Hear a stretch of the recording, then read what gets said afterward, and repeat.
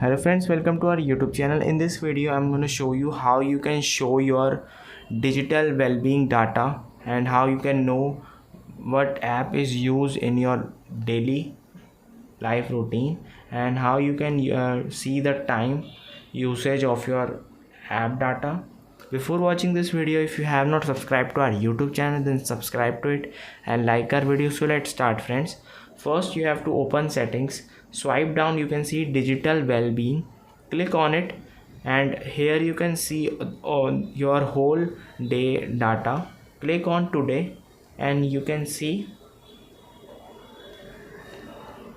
all apps like YouTube, Chrome, how many apps you have used in a day. You can see the minutes also, and you can also see your previous day, previous month, previous year, and you can see your whole data, and you can see your all apps history like this. And you can also give a parent control option. You can also enable this feature in it. You can see your whole activity on this app. I hope you like this video. If you like this video, then subscribe to our YouTube channel for more helpful tips and tricks videos. Thanks for watching.